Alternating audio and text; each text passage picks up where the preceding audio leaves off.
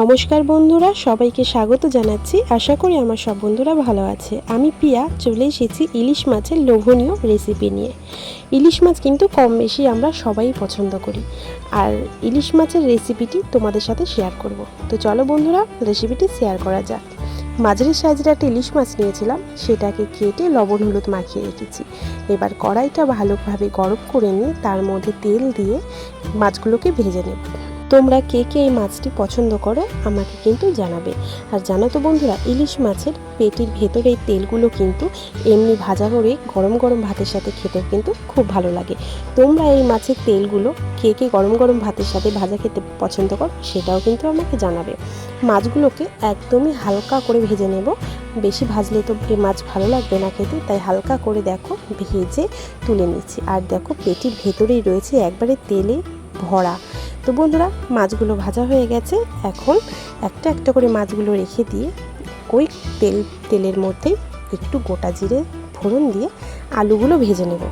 আর আলুগুলোকে কিন্তু আমরা আগেই কেটে ধুয়ে লবণ আর হলুদ মাখিয়ে রেখেছিলাম।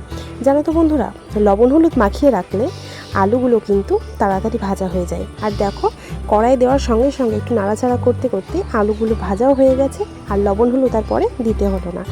এখন আলুগুলো ভাজা হয়ে গিয়ে এর মধ্যে জিরে বাটা আর লঙ্কা বাটা আগেই বেটে রেখেছিলাম আলুগুলোর মধ্যে দিয়ে দিচ্ছি। এবার দিয়ে দেব পরিমাণ মতো হলুদ, আর লবণটা পরে দিচ্ছি। আর এখন দেব একটু কাশ্মীরি লঙ্কার গুঁড়ো দিয়ে ভালো করে মশলাটা কষিয়ে নেব। আর মশলাটাকে ভালো করে কষিয়ে নিয়ে তারপরে জল দিয়ে দেবো। আর জানো তো বন্ধুরা, ইলিশ মাছ থেকে কিন্তু এমনি তেল ওঠে। যেহেতু মাছটা আগে ভেজে নিয়েছিলাম, তাই কিন্তু মশলাটা কষানোর সময় দেখো তেলটা কিভাবে বেরিয়ে গেছে।